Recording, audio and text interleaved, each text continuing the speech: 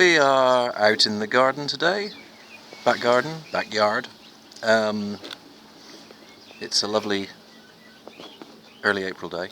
Spring has very much sprung, look at that. It's pretty warm today. Anyway,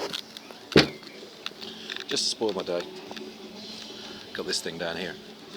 This is one of the 65A 12 volt generators. It generates DC, so that thing, you'll find this at the front of the engine. There's two cylinders, mysterious cylinders bolted to an Ironhead engine. The one at the front is the generator, the one at the back is the starter motor. If you don't have the one at the back, you better have a Kickstarter, otherwise you're not going anywhere. But the generator and the starter motor are very similar things. You know, they are the same thing really. That one, you turn it and it makes power, so it turns rotary motion into power. The other turns power into rotary motion. You know, it depends which way you wire them up. It's a bit like I found out when I was quite young and first getting into being in bands, that if you didn't have a microphone, a pair of headphones would kind of do it.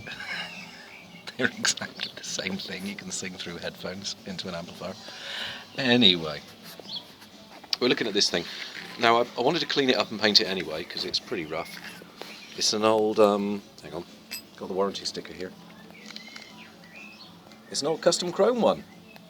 And the reason why I took it apart was to replace these things, the brushes.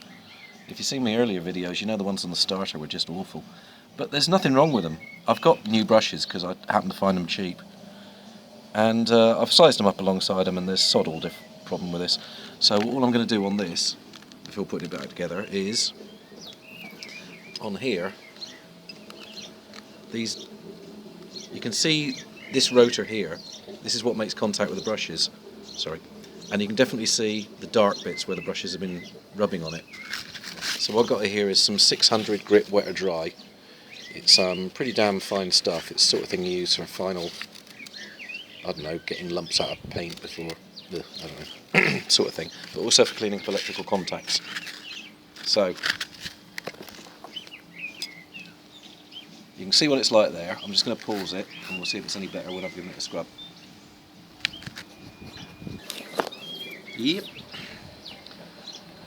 There you can see, almost instantly, a bit of rubbing, a bit of light rubbing with 600 grit, and that is gleaming.